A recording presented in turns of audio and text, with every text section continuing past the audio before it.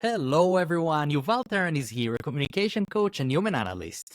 And we are here today with two special guests. They're entrepreneurs, the founders of Enigma Coffee, and the hosts of Enigma of Success podcast. And they do much more than that. So I can't be more excited to present for you those two amazing people, Katia Hayes and Yoni Babitsky. How are you doing today? Yuval, thank you so much. Thank you for Excited to having see you. us. You're doing great. So I'm very excited for you to be here. And I want to start for our listeners so they can learn more about what you're currently doing. Maybe share with us what are you currently doing in your life, and then we're going to dive back to see what led you into doing those amazing things that you're currently doing. Well, thank you for those kind words. We're doing a lot of things currently. It seems like I always thought that there is a limit to how many things you can handle. It proves that it's not the case. You can handle a lot more than you think. But we're currently in the process of expanding Enigma Coffee. So we're having a lot of investor meetings and everything that's involved with that. We are hosting a podcast called Enigma of Success. And also we have a toddler who is 20 months old, which is a full-time job of its own. So between even those three things, and we also just moved into a new house. So that's a project of itself. Those are the main things. And then there are other smaller things in between, but that's our main kind of life projects at the moment. That's amazing. So, I want to learn more about you two. So maybe let's start. I know each one of you has their own unique story of what brought you to build Enigma Coffee and get involved in the whole entrepreneur world.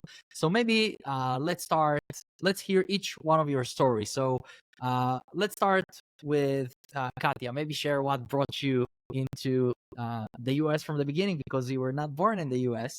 Some Correct. people, so what brought you into doing it? And then we're going to go into Yoni's story. So we're going to hear both of yours stories. For sure. I actually think, and I've always noticed that with people, I actually think that sort of taking yourself from your normal environment, especially where you grew up, and moving somewhere, even if it's a different city or it's a different country, whatever it is actually a very healthy thing to do. So I always admire people who do that myself.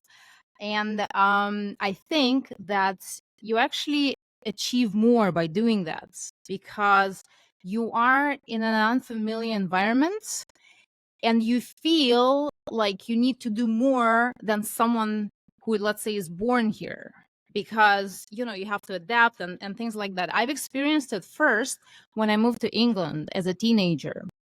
I went to a boarding school there, and then I went to university there, spent a few years, and then came to the US because I was pursuing my dream of working in the film industry.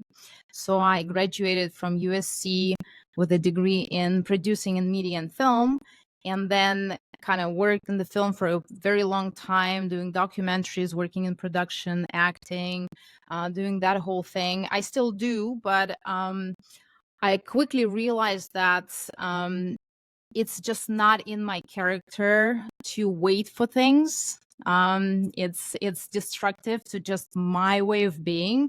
So I always want to be doing something, being more proactive. So while sometimes you have to wait for another project, so I started doing other things, and I did a bunch of different things, from organizing musical events to working in an office for like 5 minutes, because I quickly realized that's just not something I can do. The 9 to 5 is just not my thing.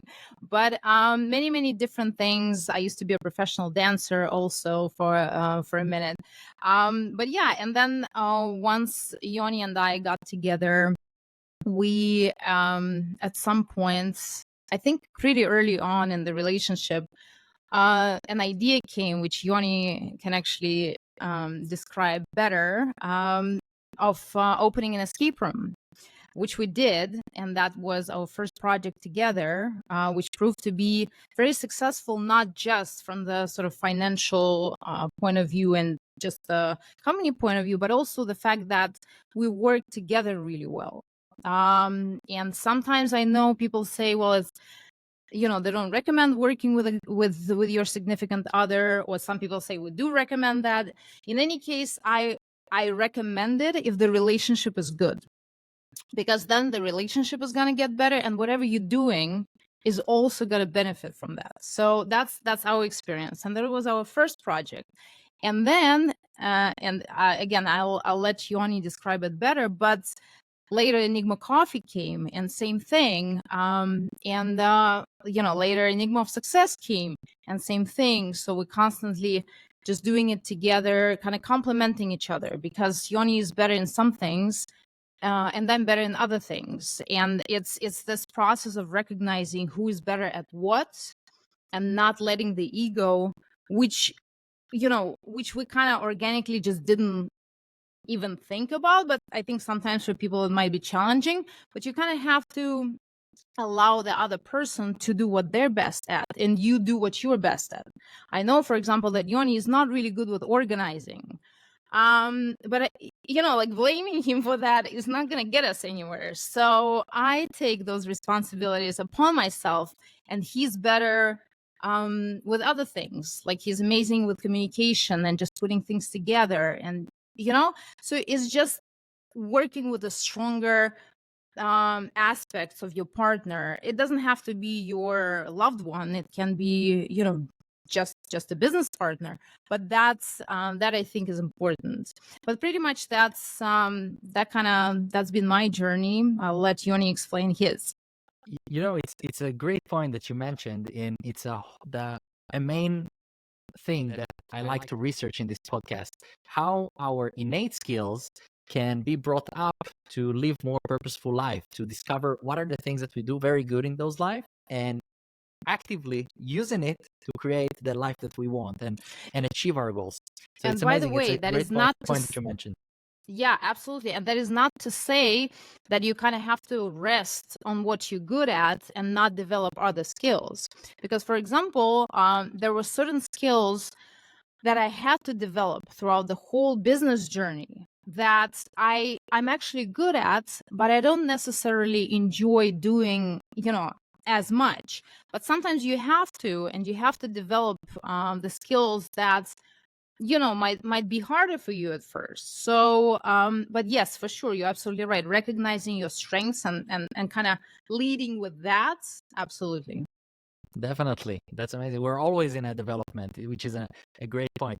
So Yoni, let's go. Let's hear your story and what brought you into Enigma Coffee. Let's start from the beginning. Sure, I'll take it from a little different angle. So, I was born in Russia too. When I was 5, my family moved to Israel, and then I grew up in Israel. And music and guitar was my main thing. It was my main passion. I spent hours and hours a day through my 2 years doing it. But my dream was to be a session player, and I started doing a lot of it in Israel as a teenager. And then between the age of 18 and 22, I did a lot of it. And even though my career in Israel was going into the right direction, for some reason, I always felt like I need to leave the country. Same feeling Katia had, but from a different perspective. LA was always in my mind. I just recently, like a few years ago, I went and I met a teacher from middle school, and she reminded me that in 9th grade, I told her I'm going to go to LA, and I didn't even remember it was that early on. So anyway, I came to LA in 2008 at first to pursue guitar playing career. Very quickly, the city of LA, it changes you and changes your perspective. So immediately I looked at life and in music and in everything from a more wide space. So just playing guitar, still my biggest passion, but I was more interested suddenly in producing music and managing artists in the business aspect of music. So the next few years, I really was more open to do all of those things, and I managed an artist, and even after me and Katia met, I was co-managing an artist, and we had a lot of label meetings, and then I started doing more business deals that are related to music, putting jobs together. And, but something in the environment of music wasn't enjoyable for me anymore in 2014. Not that I didn't want to do it at all, but at that period of time, it just didn't feel right. And I felt a change is coming. And literally when that feeling was happening, Katia's father called her to congratulate her with her birthday on December 17th of 2014. And he told her he recently was in this crazy experience that is super popular all over Russia called escape rooms. Now, it didn't exist in the US, at least we didn't know anything about it. And immediately this feeling both me and Katia had that I can't explain it. It's just the weirdest random thing, but we have to try and see if we have such a thing in LA to go and do it. So we looked it up. There was one or two companies doing something very similar at a pretty low production value, but we still went there and enjoyed it. And then the drive back from there. This was like December 22nd, a few days after of 2014. We had this urge that we need to open such a business, invest money into it, and pursue it. The weirdest thing, like we both felt that we need to stop everything we're doing and we need to pursue it. Now, you need to understand, any business is challenging. You open a business that people know about in general, like, I don't know, like a restaurant. Yes, it's going to be challenging, but at least people know what a restaurant is. When you open a business that the customers themselves don't know what it is, that's a whole another different challenge. But for some reason, it didn't really cross our mind. Now, the dates are very important because basically, feeling is growing for 6 days. New Year's Eve, we really know we're doing it. So, well, we called Kati's father. I called him and we said, I want $75,000 loan. And because we want to open what you said. So, about it because he sees how popular it is in Russia, but again, it's the different mentalities and everything. So cut the story short, the next month and a half, we were trying to look for space. 50 no's from landlords because they were asking us what kind of business it is. And we're like, well, you lock people in a room and they pay you to get out.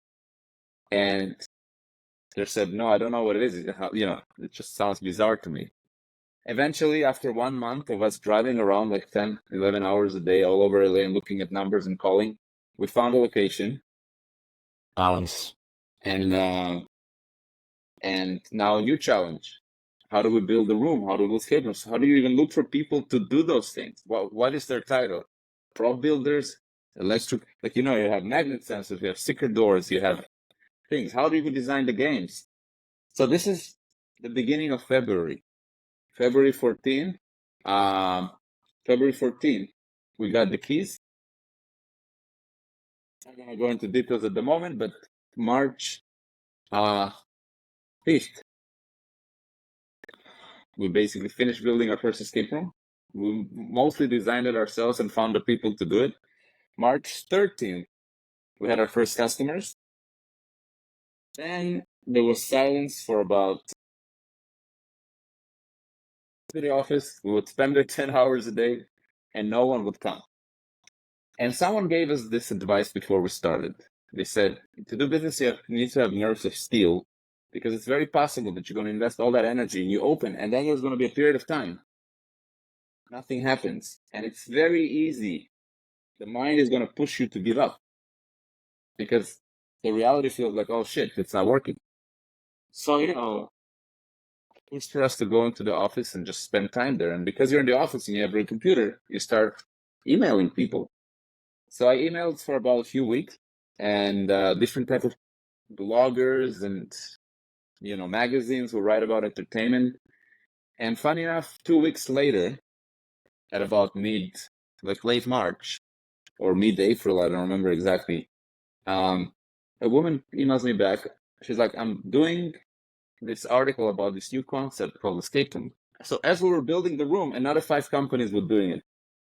But it was kind of like as if we were in front of the wave without knowing it. And she comes with her friend. She does the room. A week later, an article comes, and apparently they had 500,000 email list. It was like a big blog in LA East, and bookings start coming on the website. So that was the first push. And then Wow. or all the So yeah. to hear the beginning of how to form a business from an idea. So many people, many people have ideas, but not few actually take action to build this idea. So I'm curious, whoever want to take it. So I'm curious, what do you think, or maybe we'll hear each of your opinion. What do you think about why people don't actually form this idea, or I'll make it more correctly, what helped you to bring this idea to life, the confidence that you can make it happen? I want to try and answer that one. We spoke about it in a coffee talk in a podcast with Katia, actually. So we were not the ideas came from such an unexpected place, and the feeling of an urge of excitement, I don't know even how to describe that feeling, that appeared in both of us to do it without the mind wasn't even able to sneak any. There were fears and worries, but they were not at all interfering with the vision. We were not trying to. There was no someone around us that did well in the escape room business, and we were thinking, "Oh my God, what a great business! I want to do the same thing." No, it just came out of such an unexpected place, and it was almost like a force. Like we couldn't. It was not even an option for us not to do it. It doesn't matter what we were thinking throughout the day, as if it was just moving. So many times what happens, think they're excited to do something, but there's many reasons why this excitement doesn't last long. So most of the time is because, we're all searching for happiness. Humans search for happiness. And it's, many people interpret in different ways what it means for them.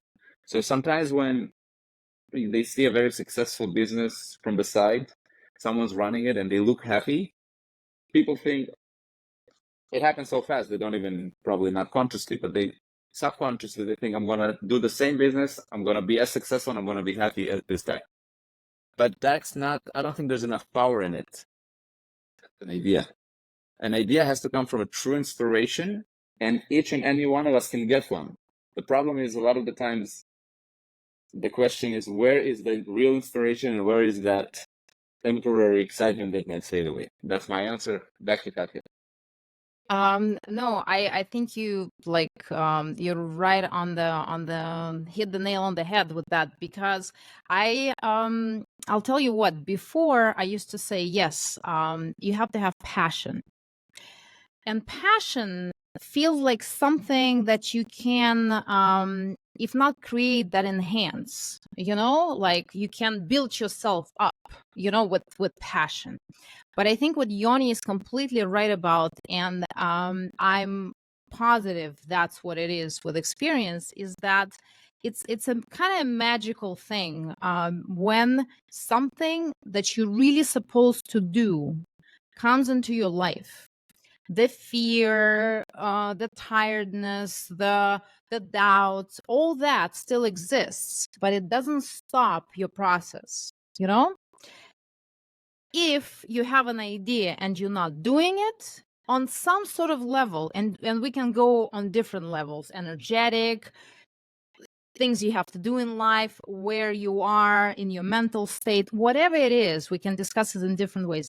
But this is not supposed to happen for you right now.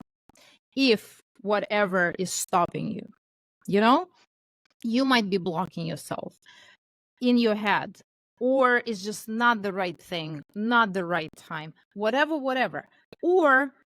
And some people will say, yeah, it's so easy for you to say, but someone has an inspiring idea, they put their life into it, and then they fail. What do you say to that? Yes, and that's their path. They had to fail. It's all part of the path. There is an amazing, I love Rumi. He's a Persian poet, which with incredible insights. Literally, if you open his book of poems, you don't need anything else in life. That's it. You set. You don't need any other advice or any other person. But I have a quote that I kind of I always loved, but I started living by. And he says that live your life as everything is rigged in your favor. And if you really do that, if you trust that that's how it is, even if something happens, whatever happens, if you really truly believe in that, then you know that you're on the right path for you in that moment in time. Because it's not only that the idea has to be good, but you have to be ready for it as well. It has to match. It's it's an equilibrium of things. So I think that's important. Yes, of course. There are things that we can talk about and give practical advice. Don't listen to people. I always say that people are so willing to give you advice of why not to do something. Whenever you hear something like that, run away. Even if they're experts in the industry that you're entering, because it doesn't matter what they say, their experience is not going to be anything like your experience. You're going to have a different experience. So their advice is at best redundant, and at most is just useless and unhelpful, because they can be amazing experts, they can be very experienced, but you might have something that they're not seeing. So they're giving you advice based on everything they know, but you have something which is going to make you successful, but they don't know that. So I think that's also important. But you mentioned again, like I'll give you a very, very small, very interesting example of generally ideas. I'm actually a big believer that ideas come to us and we cannot really truly claim ownership to those ideas because they float in the general space of humanity.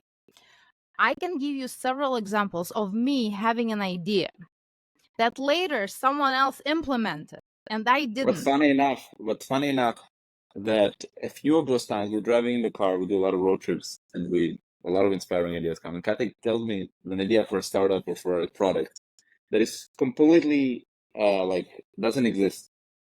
And I tell her, well, look, if you're passionate about it, do it. If you're not, don't do it, and see how soon this idea is going to float to another human. And funny enough, that's actually what happens all the time. So this is a message for people. This is a very important message to people. If you have an idea that you think can be a good service for humanity, on any aspect of business, from food to tech, whatever, you need to act upon it. You need to act upon it if you're passionate about it and you want to do entrepreneurship and do business, because I can guarantee not going to act upon it. I'm going to talk metaphorically now. God is going to take that idea because God needs it to manifest it and put it into someone else, because this will be manifested no matter what. It's like a beautiful girl. If you don't act upon it, then they're single forever. Someone else is coming to get her number, It's exactly like that. But at the same time, I want to say that's the example I wanted to give. So I had an idea for a startup which would be renting luxury bags way before all those companies came with that idea. And now it's a multitude of those companies doing that, not resale but rental. And whenever I told that to people, they were like, no, nobody's gonna do that. You want to own your bag. You're not gonna like rent a Chanel from I said, no, this is gonna go huge. And on one hand, Yoni is right. If you don't do it, someone else is going to do it. At the same time, I remember I did not have the headspace. I did not have energy, a mental capacity to start another project. The first time I saw that idea being implemented, I was like, oh, like you have that. But now I realize I was not supposed to do that. It just wasn't part of my stuff that I'm supposed to do. So in that way, you also kind of have to be generous with yourself and those ideas, because if you're not doing it, absolutely someone else is going to do it. But it's not always to say, oh, you were too afraid and you didn't do it. No, sometimes it was not supposed to be like that. Wow, I love this idea of ideas floating around, and then if it's not if we're not going to do it, someone else is going to do it. It's going to flow to another person. It's a beautiful idea to look at it. You mentioned something that I want our listeners to pay attention to. You said that when you speak with someone or go to get an advice, usually people will tell you why not to do it.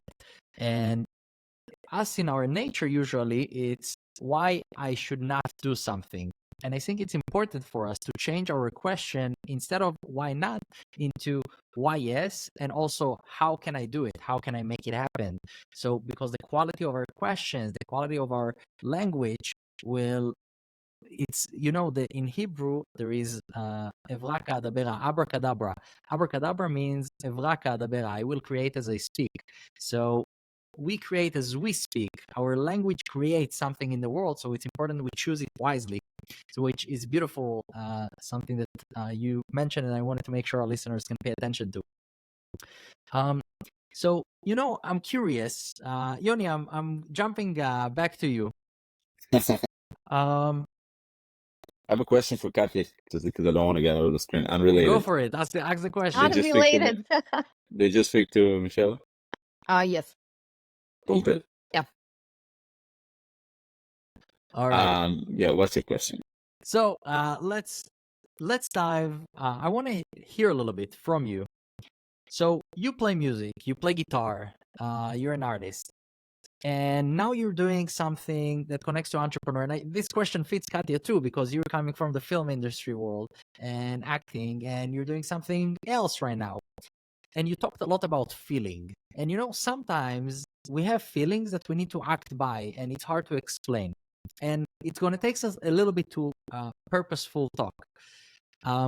If you're going to go back, and what do you think is your purpose in life? It's a tough question. I know it's a hard question. It's a big question. What do you think is your purpose in what you're doing? In right now in Enigma Coffee, or so something that we do creates, the idea of purpose is we do something that creates a transformation in other people through their emotion, minds, but we do something that helps other people somehow to become better people. So what do you think in your work, how do you do the transformation in people by doing your podcast and businesses around? So, purpose is a very complicated word, and I think I can do an entire 2 hours just talking about purpose, and it will go into different. But I wanna answer directly to what you're saying, and it's actually related to both music, escape room, coffee, podcast. So in the escape rooms, I was telling the story, and I can tell you later how it ended up being coffee. But the first year it took off like crazy. Like first of all, we operated only between 2015 and 19, and we had 85,000 customers between those 4 years. So a lot of people, a lot of celebrities, Leonardo DiCaprio, Tobey Maguire, Kate Hudson, President of Universal, and also a bunch of companies, a bunch of families, a bunch of co-workers, anything, kids' birthdays, older people's birthdays. And one thing we noticed right away, it became super, super busy because you get to see a lot of people every day, is the result of them doing the escape rooms versus how they entered the room. So let's take co-workers, for example, not communicative, not even talking to each other in the waiting area. And then they come out and they're all like, oh my God, you found that puzzle, you found that secret door, and because of you, we escaped. And in an escape room, it's not just who's the smartest, it's how do you work as a team. And actually, the biggest 5 smartest egos will fail in any escape room. And people who just like super communicative and just doing it just for fun will most likely win without him. So very quickly we realized what a great feeling it is to do it for the customer, and the whole business model, without even thinking that it's a business model, just us, how we taught our employees to correspond, and we had also live actors in the room, how we stayed there for 14 hours till like 11 p.m. at the office, was really to make sure all those people are happy. So when later Enigma Coffee came, it was a different business with a completely different ticket and different, product. it was the same approach. And that's how we ended up in specialty coffee, because we understood how important it is for those people when they come in the morning, the interaction, the coffee, the taste that they keep coming back for, it sets them up for the whole day. I see how they need that cup, not just because of the good coffee, but the whole ceremony around it. So apart from those two businesses, crazy stories that happened to me in Katia that literally you could call them miracles.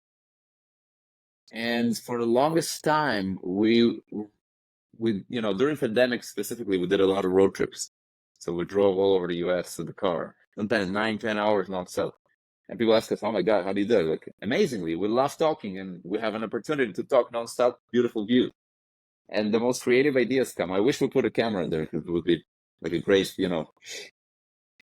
But we were always thinking, how do we share those stories? How do we share how we started escape room, how we transitioned to coffee, how, we knew nothing about neither of those businesses, and literally 2 months later, we're specialty coffee, we're escape room. How we share that with people that they understand that they can do it too. We really need to know nothing about any business. You can do anything you want in a month from now.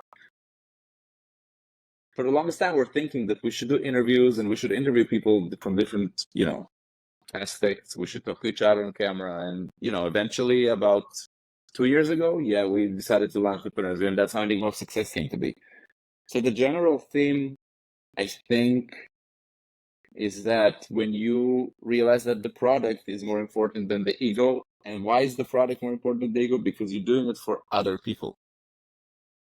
So, that's how I think most businesses are. You do it for the services are always for the people, True. or for we serve others. We're here in the world to influence others. Each part of us, we're all connected, and our role is connected to other people, which is amazing. Definitely the things that you do. I wonder, what were your let's take it this way.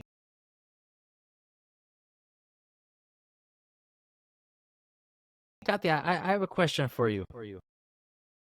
So you went from acting to entrepreneurship, and you said that you're very good in organizing things. Sadly so. Because then I get maybe those you can tests. maybe you can share with us how you bring an idea, how you form an idea from just our mind and bring it down to action by maybe a tip that our listeners can do to organize their idea down and bring it to life, to bring it from mind to action. And maybe, Yoni, you want to add something about it too. Open for both of you, of course, to share how you form an idea from our mind down to action. I think, as we spoke earlier, that has to be some sort of driving force that's driving you.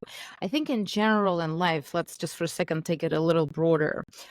Having a kid, I've learned a lot about life in the last 20 months, probably more than I've learned in the last 20 years. I swear to God. Because one most important thing that I've learned that's related to what we're discussing right now is that doing is a very tricky word, because sometimes we try to do and then we actually destroy whatever is supposed to get done. I mean, I hope your listeners will bear with me on this one, because it kind of seems counterintuitive, but it's actually very true. I've seen my son learn things, and I specifically wanted to see if that's true. So I kind of, almost did a little experiment. I wanted to see how he learns things without me teaching him. And guess what? Everything he knows, he learns. Either it's some sort of innate knowledge that's already there, or by watching us and mimicking. And that's incredible, because even he's now eating with a spoon that I never put in his hand once. Literally, there was one time when I put a spoon for his request and kind of just try to show him one time. And now he eats with a spoon. And I ask myself, how did he learn? Because I know that parents say you have to teach, you have to show, you have to. He does it without. Of course, he learned to crawl, first to turn, to crawl, to walk without me. I can't teach that. I mean, if you really think about it, you cannot teach a child to walk because you don't know how you're doing it. You think you know, but in reality, you don't know because first, you don't remember how you learned. And second of all, it is some sort of something that's happening. Again, it's a little complicated. So I hope your listeners will get what I'm trying to say. But a lot of things, you have to allow them to happen instead of doing them, you know? So sometimes, and we learned actually with both businesses, the escape rooms and coffee, something very curious. We knew nothing. And when I say nothing, I mean zero about escape rooms when we started. And we knew nothing about coffee when we started. No idea what espresso shot is. I didn't know months later, what I a was doing cappuccino is. You know, apart from, you know, knowing they drink it in Italy. And you know, by the way, that's not the style we're doing the Seattle, you know, specialty. But again, all those things I knew nothing about. And the funny thing is, we learned something when we started the escape room. Yoni asked me, he said, how are we going to do this? We've never created puzzles. We're not gamers. I honestly, you know, even as a teenager, I was not really into computer games. You know, I played Pokemon maybe, and that's the only one. I don't even know this world. I said, we're going to do this. And we did it. People came, you know, Google came and hired us for their project for YouTube called Escape the Night. People can look it up if they're interested. To create puzzles, which was a huge stamp of approval for people who knew nothing about creating games or anything like that when they started. Why am I saying this? Why am I saying this? Because you don't have to know something before you do. Somehow you get instructed on your journey as long as you trust that you're on the right path, and that path is indeed right. I'm gonna interrupt you for this. Don't get me wrong. We tried. We tried in the beginning to create these ads, and we tried to find people who helped us with puzzles and this and within meetings, and we even hired someone who eventually contributed a little bit. But we just ended up that we are way more perfectionists than we thought, and we ended up doing it ourselves. For example, we needed a secret door in a form of a bookshelf in an open space that had 3 compartments. We couldn't find someone to do it, so we found for someone who knew someone that covered it. He ended up being super talented, and one day he built the whole bookshelf with the secret door. Then we had to find someone to stain it, and then we found someone to do the electromagnet locks that will be released with like a keypad with a spring. So that was 3 different people that we ended up finding. The only thing we knew at that point is that we have to do it.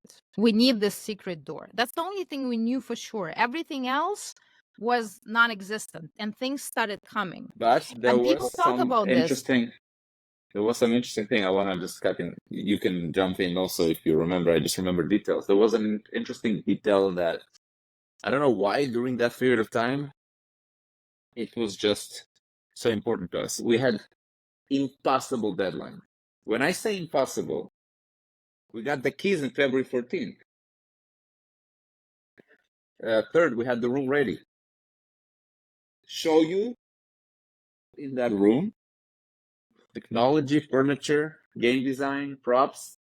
We had an Oculus Rift prototype before it was even. We had people design us a game in Russia that was custom for that room, all in 3 weeks. Wow, that's amazing. But the story that we believed, I don't know if it's true, that during Stalin times, war or something, they forced an entire base to build an airplane in 24 hours, and they did because it was Stalin. They were terrified. But the idea is, and with escape rooms, at least you can say, okay, you know, I came from film, so I was, you know, sort of familiar with story building and, you know, at least that aspect. But when it came to coffee, we knew nothing at all. Like there was no even a skill that could translate apart from just general creativity. because we created the brand from scratch. And we created the colors, the themes, the whole idea. We learned literally. Someone was incredible, and Yoni can talk about him, but there was a guy from La Marzocco, which is the company that makes the most amazing espresso machines that we use. But he literally sat with us for 3 hours, me with a notepad, writing down every maybe I should single. tell the story how we ended up there, because that's an interesting story. Yeah, for sure. In a second, I just want to say the idea is you learn as you go. You don't have to come prepared, already knowing things. No. Because your question was, how do you go from an idea into doing it? You have to. The first most important thing, if I can give one advice, that one advice will be: do not put fear in front of you. Put it behind you. Let it sort of talk in your ear, but Don't from the let back. it dictate your action. You can let it resonate in your mind as much as it wants. Don't try to remove the thoughts of fear, but don't let it dictate your action. That's what Katia tried to say. And never ever listen to anybody who says, "Oh, you've never done this before." This means nothing. You might have never done this before, and you can be amazing at it. There are certain skills, I'm sure, that takes probably longer to develop, or there is probably a period for certain things, to take place, and that's fine. But nobody can tell you cannot do something. It's really just putting your focus into it, allocating time, and really having that drive, because the drive is the only thing that's gonna push you forward when nothing else. Your mind is gonna say you have to stop because this is just unbearable. We worked 18 hours straight for a whole year without any single day off. And the mind was saying, you crazy, that's it. After those 18 hours, we would go to really sit down and have champagne. That we have to be honest our with. only, little fun.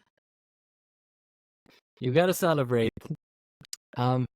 You have small Kat, victories. Actually, that's also important. You have to celebrate small victories and never, ever put yourself down and compare yourself to others.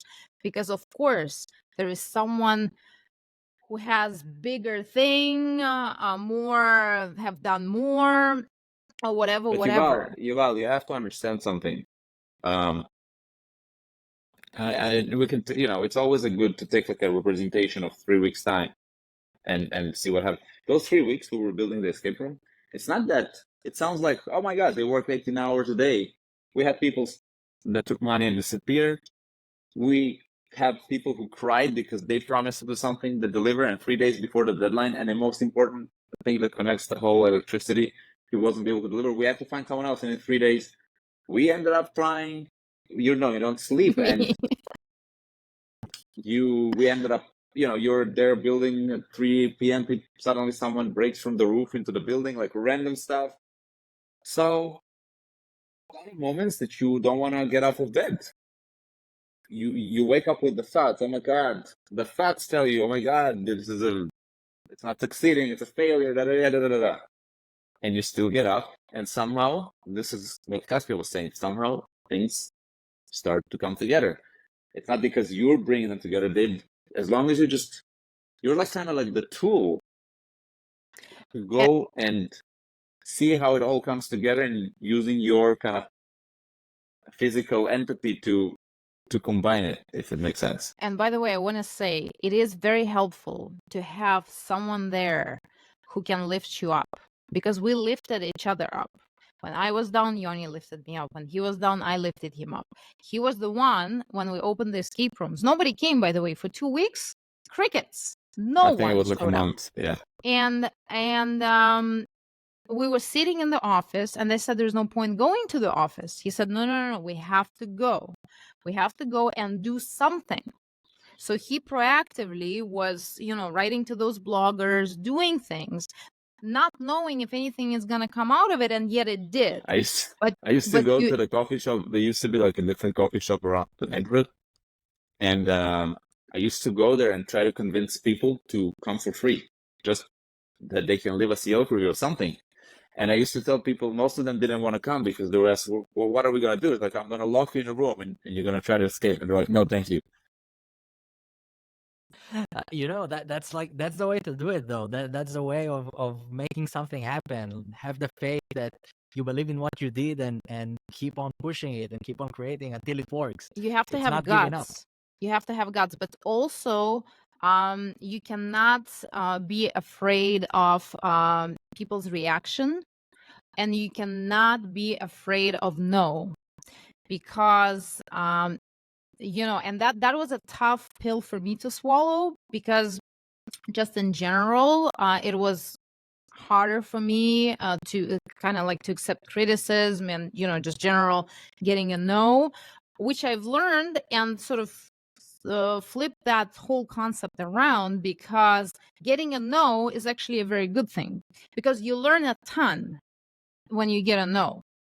You find out a lot of things. Like, for example, now we are in a lot of investor meetings, and the more meetings you have is actually better. It doesn't matter the outcome of it, because you already learn something, and not only sort of a skill that helps you with the next person you're meeting, but you even shaping your own idea in a way, because you're talking through it a lot.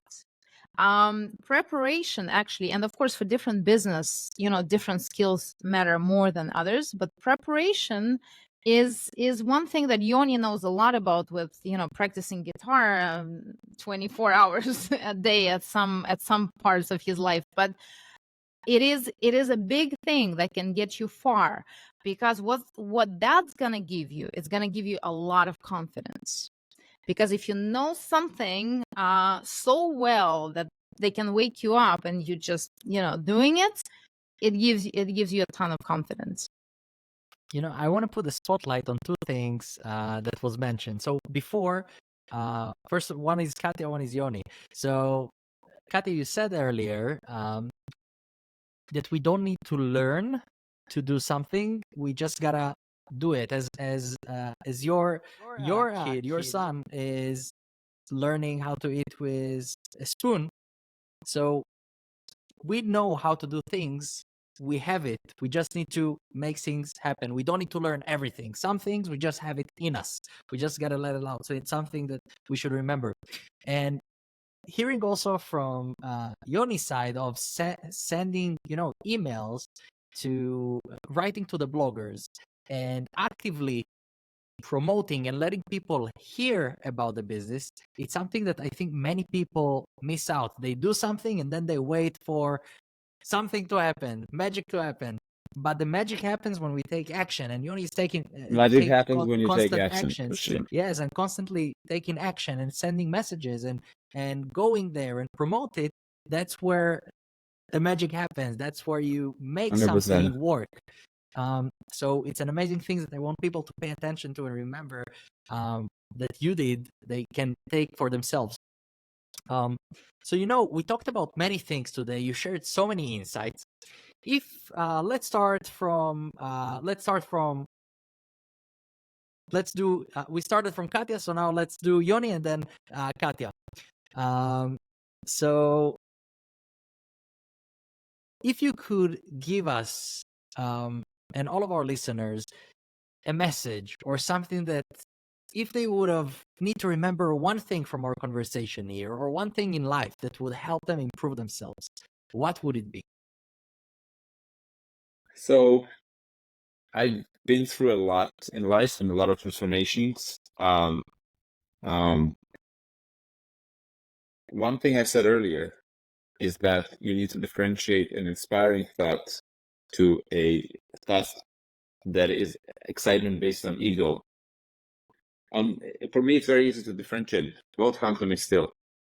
But most people, it can get very confusing, because they can both appear as excitement or both appear as inspiration. So I always say that if all of us had a quiet mind, each and every one of us would have inspiration. But because our mind is noisy, we can't differentiate. So my best advice that I would give, my end, is do whatever you can if it's meditation or workout, or an intense workout is a meditation because it removes the thinking mind for a little bit, and a lot of good ideas come when I work out or meditate, or I do also nail standing or play guitar or play music or walk, do a hike. You need to do practices to quiet your mind. You will be getting a lot of inspiring ideas, and then when they come, just act. And don't let the fear of some sort of a hypothetical failure that we can talk in a different podcast, but I think it doesn't exist. But don't let it disturb the action. And let life from there. You might fail in this venture, but because you did this venture, you might meet someone and you're going to do another venture or whatever that is. So that's my answer. Beautiful. And Katia, maybe something from your perspective. What do you think something that our listeners should remember and take from our talk here or for their life? Something I just thought about. I think two things. First, don't take your desires seriously. Never take your desires seriously, because it's something that is very, very changeable. You want one thing today, you'll want something else tomorrow. Don't focus on that, especially if it's a material desire. I'm not putting any material desires down, and trust me, I love beautiful things, but don't take them seriously. Treat it as a game of life. Don't put your life on achieving, buying a car, buying a house, getting a freaking expensive bag, or whatever it is. Use it only as a game, but never put too much weight onto those things, because two things are going to happen. If you don't get them, it's going to be a regret that's completely empty, because if and when you get it, you'll quickly realize that was a completely empty promise. It's going to give you 0 vitamins of happiness. And as actually Jim Carrey once said, he said, I really wish that everybody could be a millionaire, because they'd realize this is not an answer for happiness. And if you can really truly understand that, you can still get yourself to 1 million or whatever you want to do, but don't link that to happiness. That's one. And second of all, you asked earlier about the purpose of life. I don't have an answer for that, and I don't think anybody does, even if they claim that they do. But I think that in this life, it's very beautiful to keep exploring it and never put a positive or a negative on anything that's happening, especially on yourself. Don't judge yourself for things. Again, it's completely useless, and things change so quickly. Just explore, just let yourself, because again, when you have kids, or when you remember yourself being a kid, we always remember that as the happiest of times. Why? Because there was no judgment. It was just exploration. There was literally nothing else. Everything was a play and fun. If you can truly live your life as play and fun and something light, then that's the most amazing, beautiful thing that you can do for yourself. That's beautiful. So I want to thank you, both of you, Katia and Yoni, for being with us here today, sharing so many insights and fascinating stories from your personal lives, and inspire us with your charm and your ideas and your perspective about life. And I would say for our listeners, take those ideas and apply them to your life and see how those tips can elevate your life, because there is some great information here that you can apply and take for your life and build your own ideas and create your own perspectives, your own ideas, and make your ideas come to life, actually, which is beautiful. So I want to thank you both for being here with us today. Thank you, and thanks for having us. This is a beautiful Thank you, Yuval. podcast. It's our pleasure being here. Absolutely. Thank you so much. Thank you. Bye, guys.